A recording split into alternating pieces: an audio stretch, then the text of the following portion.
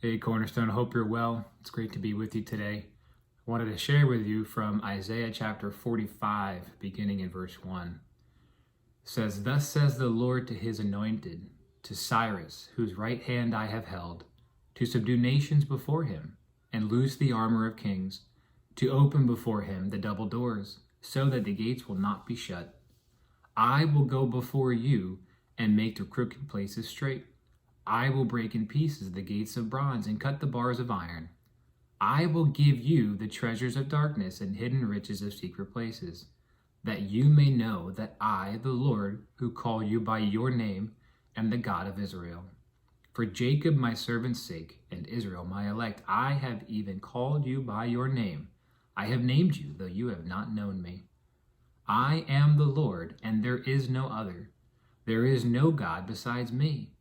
I will gird you, though you have not known me, that they may know from the rising of the sun to its setting that there is none besides me." I look through this passage and I see that God called Cyrus, God called a man to be leader of the Persian Empire, to be ruler, though he had no idea what that would really entail and the things that God would have him to do.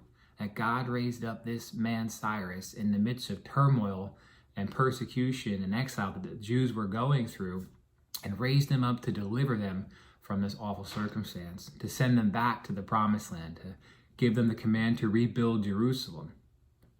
And I think back at all the times that God has done this. I think back to Joseph and how he was called to be the right-hand man of Pharaoh, the number 2 in Egypt, to stockpile resources for the coming famine. How God used him in that trying time, and how he moved Jacob and his family to dwell in Egypt, that they would be there safely and securely for hundreds of years while the nation of Israel would multiply before Pharaoh raised up, and then more trial came, and they'd be pushed out of the land, and then they would wander in the desert, but God gave them Moses.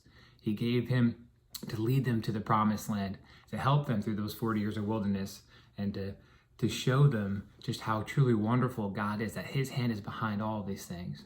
I think more of Joshua and Caleb, how they were led to be spies in the land, how God gave them favor during difficult circumstances, or how David was raised up to fight against the Philistines and Goliath, and all these amazing things that God has done. And I think now, through this trying time that we're in, this persecution that we're going through, this trouble that we are experiencing the world over, how is God calling the church through these things? How is he calling you? How is he calling me? What would he have us to do? How would we surrender ourselves to him, to be led by his will, to not just do something, but do what he has created us to do, to fulfill the purpose that he has made for us? So I pray that you would be blessed today. I pray that you would be seeking after that same thing, that we as a body would move together for his glory, to save souls, just leading them to his word, and let the Spirit do the work. So I pray you're blessed today and have a wonderful day.